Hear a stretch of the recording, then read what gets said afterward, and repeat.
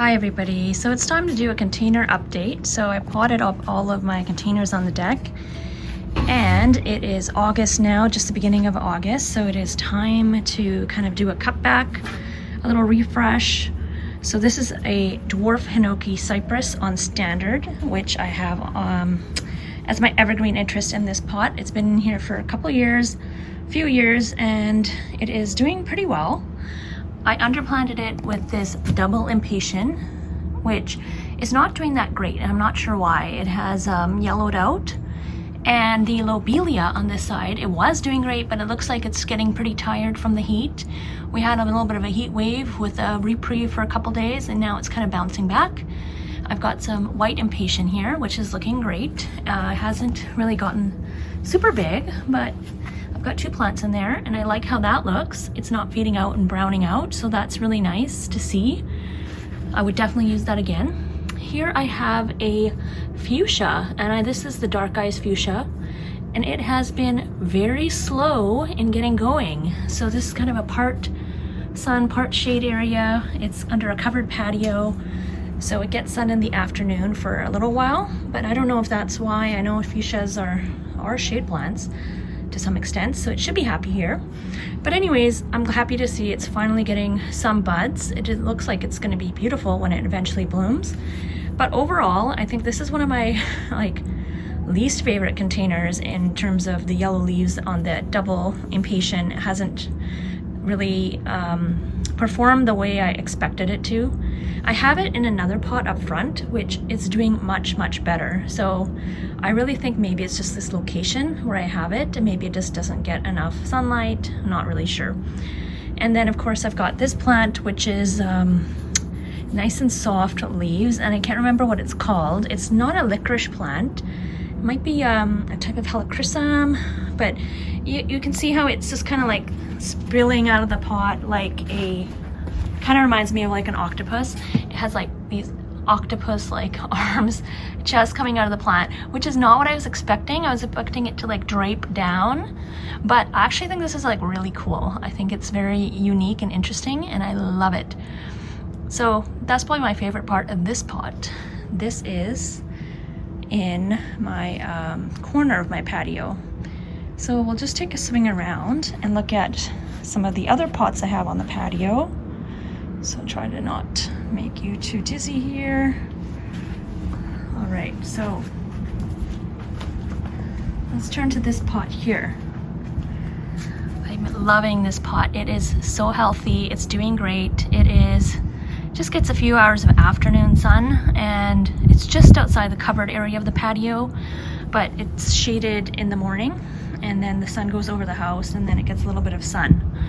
But this is the Browalia from Proven Winners. Isn't that beautiful? This plant is doing so great, and I've got the white impatient again. Again, it's looking fabulous. And then look for the lobelia, which again is looking a little tired. Could use a refresh, cut back.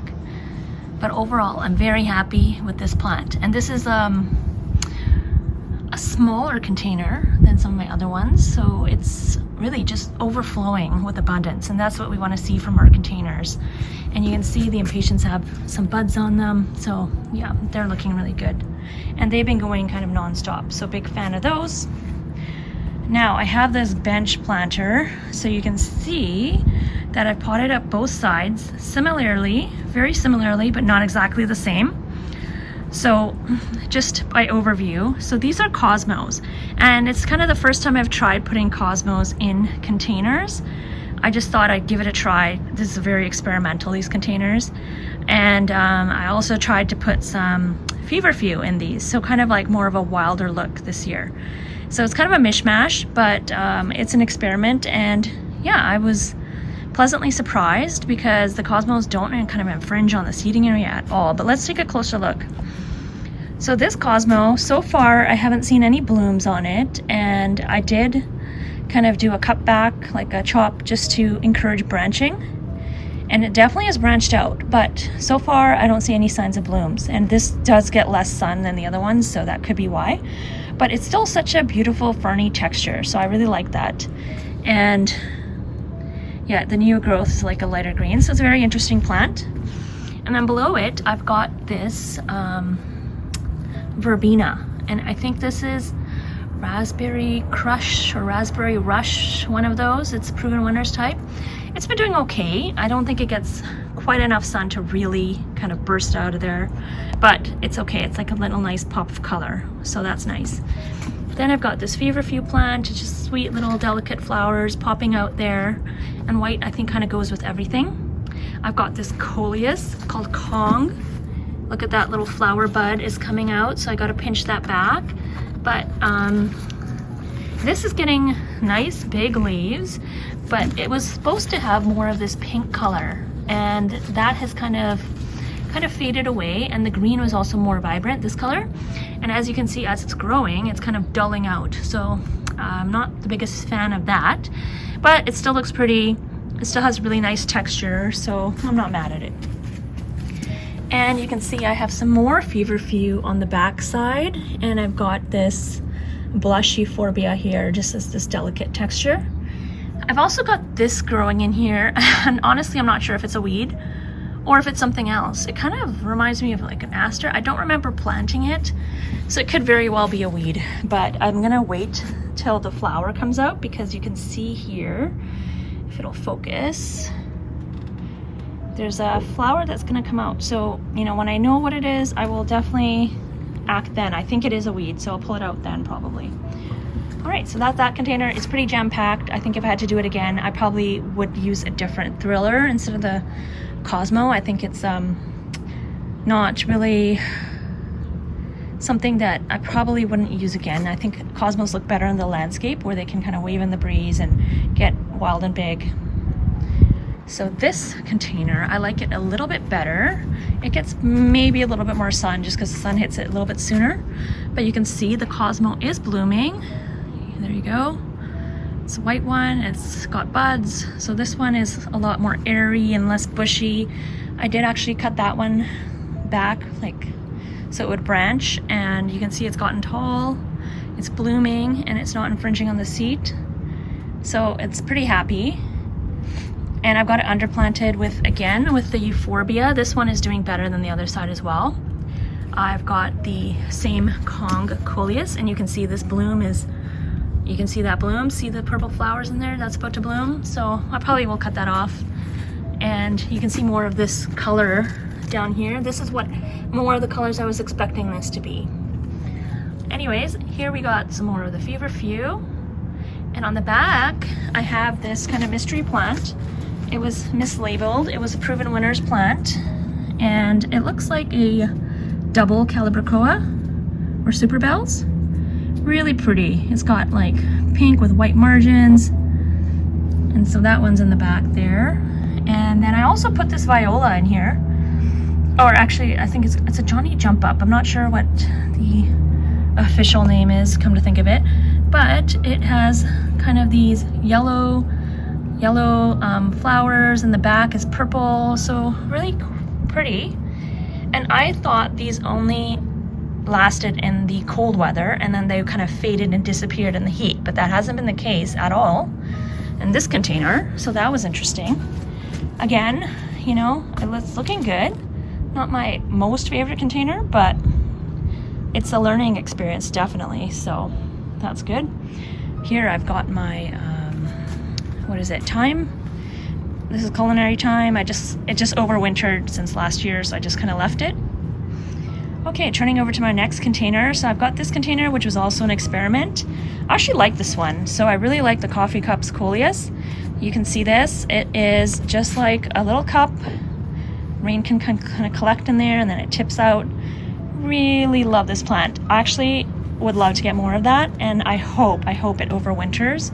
I'm gonna try to overwinter it and see how it does, but I really love that as a thriller. And I was thinking, you know what, next year I would use that as a thriller in all my containers. Okay, so here we have another one of those Johnny Jump Ups, which kind of haven't faded at all, surprisingly. This one's a little bit different than the last one because it is more purple than yellow, and the other one was almost entirely yellow. We've got this coleus, which is more of a narrow-leafed coleus called sriracha. This one kind of has, say, true to form. I really like that. It's really quite interesting and nice contrast to this coffee cups with the echoing of this color of the stem. So quite lovely. I did put I think this is persimmon supertunia, I believe. And I did put that in there. It definitely is just screaming for a cut back. It is August, it's been here for so long. So I really have to cut that back, but I do like this color. Let me give you a close up. Isn't that pretty? Yeah, it definitely needs to be cut back. So task for this coming weekend. There's more of those Johnny Jump Ups, and these ones have no yellow in them, just strictly purple. So we've seen purple, yellow and purple, and straight yellow. So very interesting how those colors work. And then of course the euphorbia, just that delicate element is in there in the back. I do spin this around once in a while. Actually do that with all my planters just to get even sunlight distribution. I had an extra heliotrope, so I put this in here, and it has gotten really tall and just has that one bloom, which is very interesting. I didn't realize that was going to be the growth habit. I thought it would stay at the bottom. I was hoping it would kind of spill over, but you know, it does what it wants to do. So that's the heliotrope there, and it's very beautiful color. It has a nice honeyish scent to it, but yeah, it doesn't like scent the whole patio. You have to kind of put your nose in it to smell it. All right. And I've got my bird girl statue, which I've left here for now because I can see it out of the kitchen window. When you're standing at the sink, you can see this, so it's really lovely. This container was doing amazing, and it was probably my favorite container at one point, but it's kind of struggled a little bit. So in the middle, I've got this boxwood, and I was hoping it wasn't dead and it was going to come back. I was hoping this was just some winter bronzing, but I think I have to now, since it's August, kind of face the facts that this one is probably a goner. So yeah, that was my dwarf English boxwood that I had. Was supposed to be my evergreen centerpiece that I left in here all year long. It doesn't look like it came out of winter too well, unfortunately. So yeah, I think I'm gonna leave it for now because it is in the middle of this planter, but at the end of the season, that's gonna be gone, and I will probably have to find another evergreen centerpiece to put in there, which is fine. It wasn't like it was super expensive, and also it was nice to try something and nice to have a chance to try something new. So I have my lobelia, which is like, you can see that it repeats throughout my planters because I really love this plant. It needs a little bit of a cutback. You can see it's kind of struggling a little bit here. I have two different types of petunias here, which really complement each other really nicely. I love this one. Like, this one is so beautiful. Look at that color. Just those two colors together. I could have a whole planter of just this because I love it so much. And you can see like how this is one plant, and it was a very small plant. Look how it's kind of exploded all through this planter. I just love it. I actually saw the same one in Hello Garden's YouTube video. She did a garden tour that I was looking at this morning, and she has the same one, and it looks just as beautiful in her garden as well. So really happy with that one. This one in the back, it's yellow with a tinge of purple. So you can see that. It's kind of has more fading. It needs a little bit more attention, I think. I need to cut that one back, but it complements this one really nicely. Like, they go together so nicely.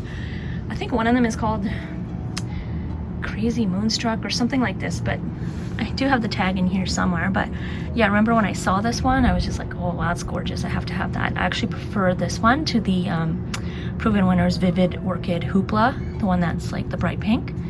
So yeah, that's that one. And then of course the White Impatiens, which look, I've noticed they look good no matter where I put them. And here I have my little edible setup, which is doing okay. So you can see I have some peppers here. So that's nice to see that I actually got some peppers. And there's flowers on here.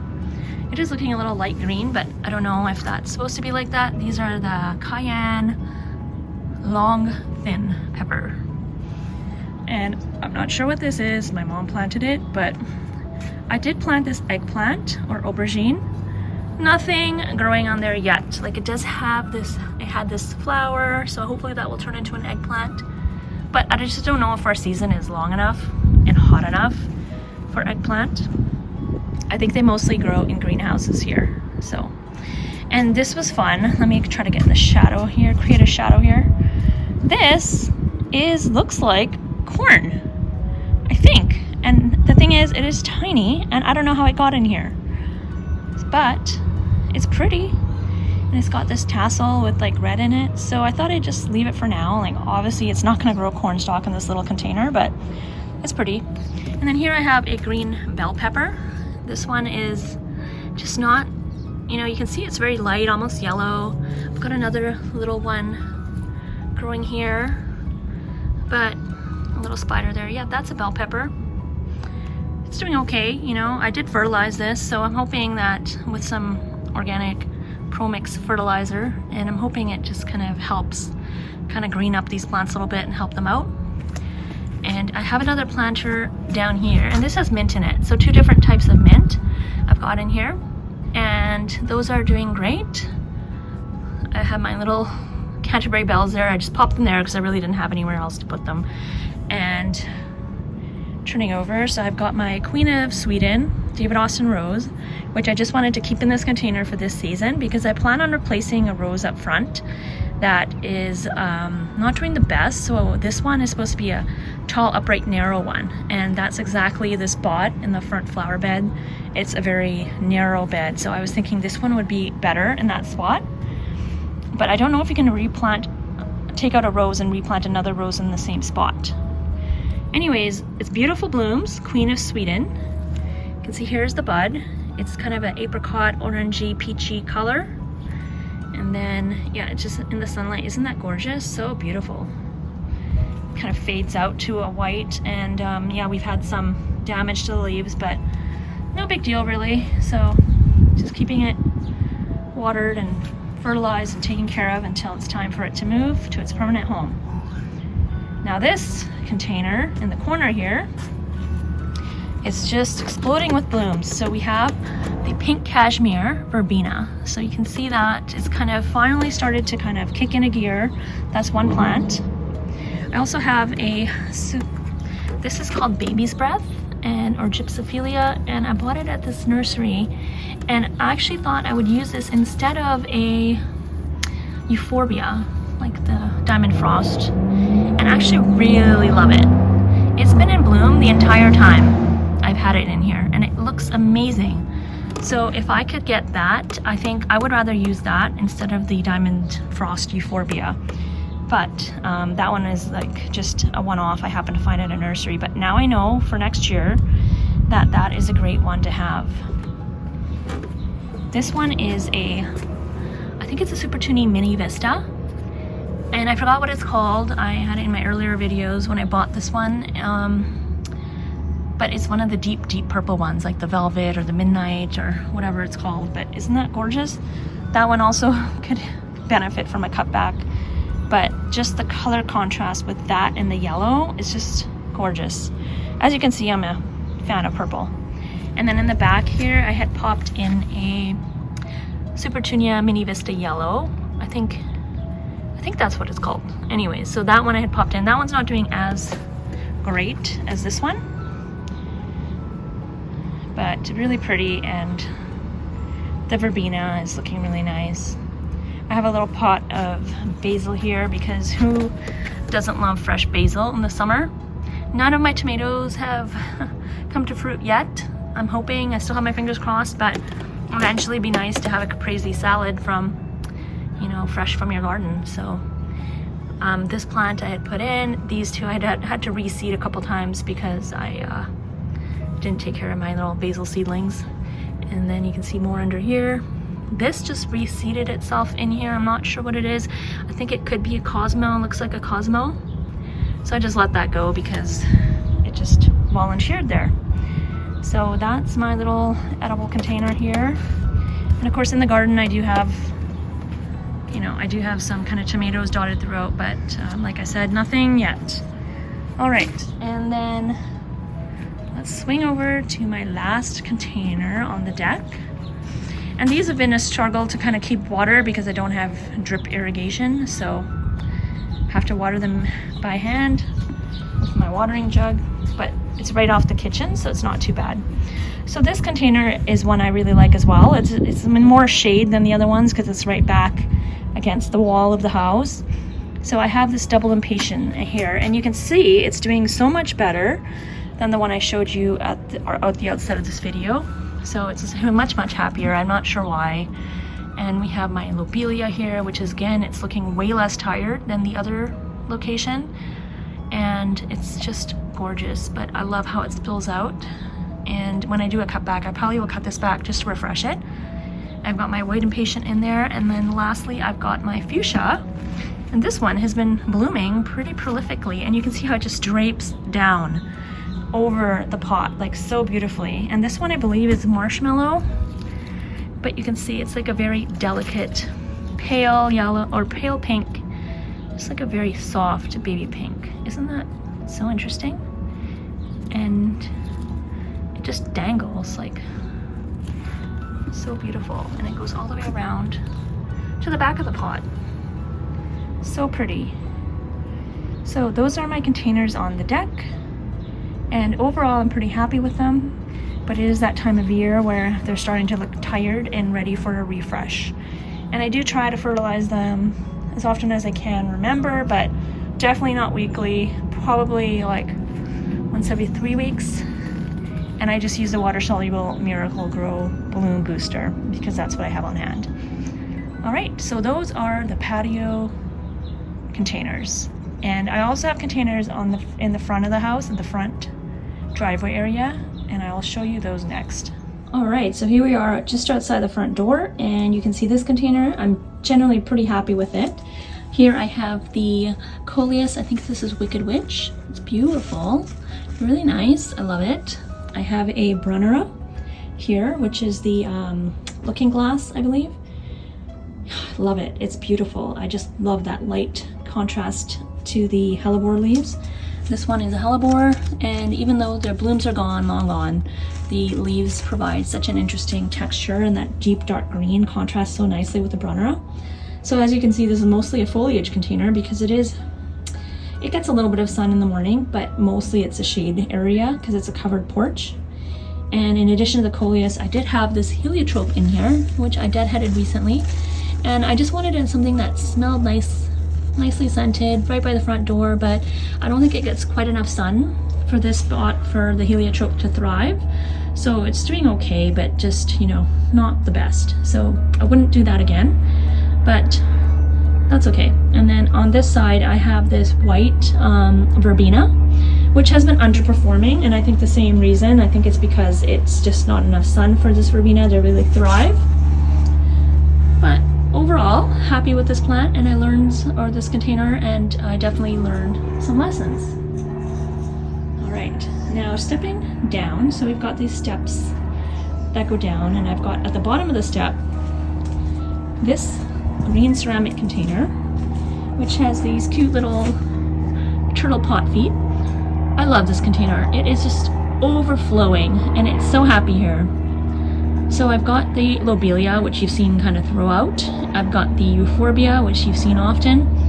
I also have this geranium, and I've got the heliotrope here. I've been deadheading it, but it looks like we'll be ready for deadheading again soon. But the heliotrope here has been doing much better than the one up here. I think it's just because this one gets a little bit more sun, but you can see the star of the show is the double impatient.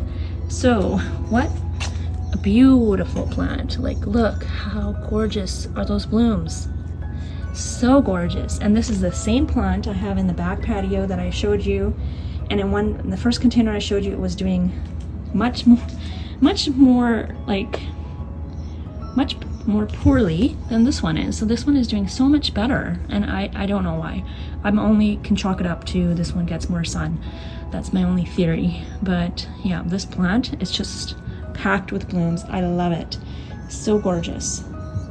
So turning over here, so I've got my blue star, a juniper on standard, and it's underplanted with This plant is it's called a Kufia, I believe, and this one is Sugar Bells. It hasn't done that great, and it's supposed to be for butterflies, but I haven't, or sorry, hummingbirds. But I think I put it too close to the house, so they're too nervous to come this close. And I really think the red attracts them more, so that one's okay, but it's not doing what it's supposed to do. This one is another geranium. I just keep it deadheaded and it keeps on blooming, so that one is a star. There's my euphorbia. It hasn't really expanded too much. I did put creeping Jenny in here, and this was supposed to be my kind of spiller, but it's kind of stayed pretty contained and it hasn't really spilled over. It's kind of wound it way around instead, which is fine, but interesting because I thought creeping Jenny was, you know, very aggressive. And here is another geranium. I just had deadheaded that one, cut it back. So that's that container. So I have this little trio of containers, and we did this plant has been in here for a few years, and you can see it's kind of drying out. We're just struggling with the heat a little bit, and that happens in the summer, but it always bounces back. And because it has been here a few years, it's probably time to refresh that soil instead of just keep fertilizing it. But anyway, so that's that one. And then if I just turn, I've got one more planter here flanking the door. This one is a dwarf Alberta spruce, and I've got lights on it, so I can put lights on it in the evening. It looks really cute.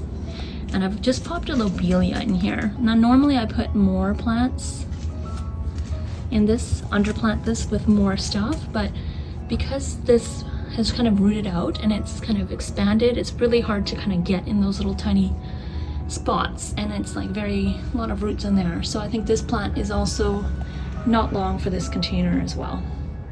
So it looks like I lost the footage for these 3 containers. So I came out here just at sunrise, and it's a beautiful time of day. I rarely get to see it because I'm more of a night owl. But here is a container where I have a mock Illuminati, and it's called Illuminati Tower. It's a mock orange. This is a plant that's been in here a few years. It is kind of my mainstay. It stays in here all year long. I have some lilies underplanted in there. I don't usually do much else with this planter. It is in a little bit of a tucked in spot here, but you can see like this is all new growth here. And because it's been in this pot a few years, it might be time to move it to the landscape. But I like how it has that kind of vertical interest there, and that pop of green really looks nice against the color of the house there. And then this container here, I think is just gorgeous. So we kind of have our bins here. So I put this kind of as a little bit of a block from the street to hide the bin. This is done better than expected, definitely. And this is an annual salvia. So you can see how well it's doing. And you know, I don't really give it any special treatment. It's doing great just on its own. I'm not really diligent about fertilizing or deadheading. I haven't had to deadhead this at all. And it's underplanted with this vintage double coral bells. Isn't that gorgeous? So this has been an unexpected surprise. This has been doing so great, and it makes me think that, you know, in containers, maybe coral bells are better than the petunias, because you can see how this is just like making this beautiful skirt. And I love the color. The blooms are gorgeous. I think coral bells require less water than petunias, and I'm not the best at watering. These are all hand watered or rain.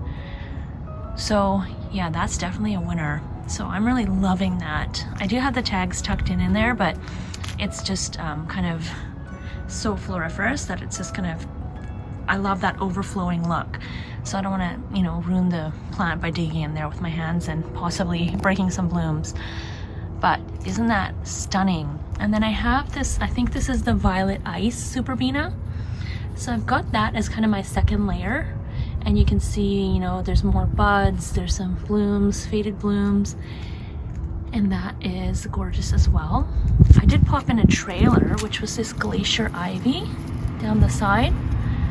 And you can see it's doing okay. I might need to give this a little spin, but I don't want it attaching to the wall, so I should spin it out. But yeah, I love this planter. And this salvia is an annual.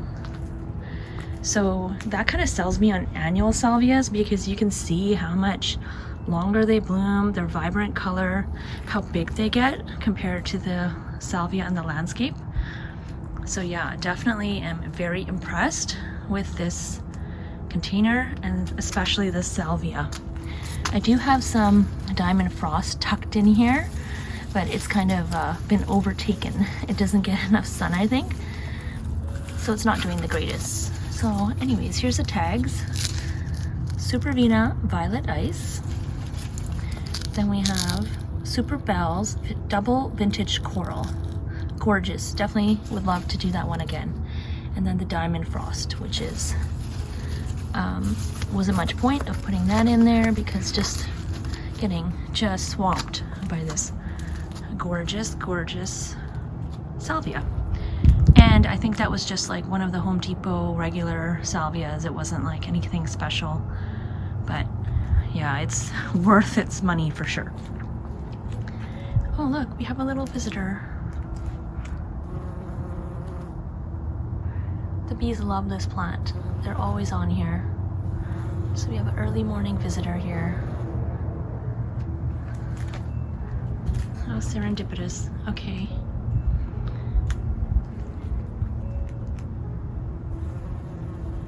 So this container I just deadheaded, so that's why you can see here is a different type of salvia. It is gorgeous even when the blooms fall because you have these dark calyxes here, and so it still has interest, but I did just deadhead this, and that's why you're not seeing blooms on here. It's mostly green. But the interesting thing is this popped out from the back, and this was something that I had in this planter last year, and I guess it overwintered. This was the Proven Winners Rock and Fuchsia salvia, and I guess that ended up overwintering because I did pull this container into the garage over the winter. So yeah, it's obviously it's not as, you know, as healthy and floriferous as if I had put in a brand new plant, but it's nice to see like that kind of just popped in there, volunteered. And I put this blue one in here this year, and I'm expecting a second flush, but I do have it underplanted with, this is sedum, and I think this one is the Angelina stone crop or sedum. That one is kind of just an evergreen for me, and it's overwintered in here as well. It's kind of acting as a spiller as well, but I could probably give it a good trim back. And these are very easy to propagate, so like the piece that just broke off, I could just put it in the dirt and in the soil, and it would just take root. Right now I've got it spun on its side, but I've got that vintage coral Super Bells double in here as well.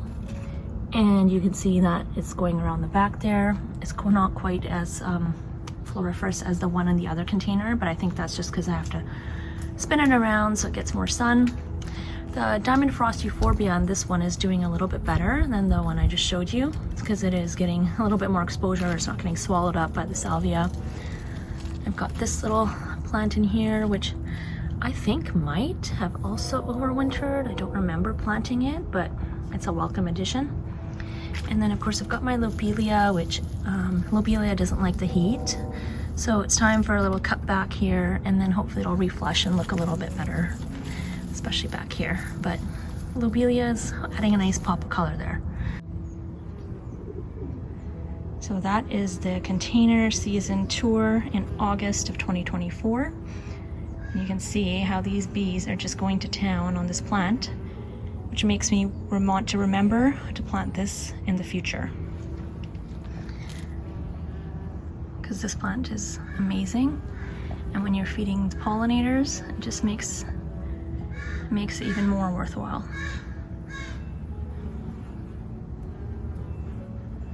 We've got busy bees here. So if you can like and subscribe and hit the bell, then you can follow along as I cut back these containers in my next video. And then hopefully we can do a final tour at the end of the season. And I'm hoping to get these to last until end of September, maybe beginning of October if we're lucky.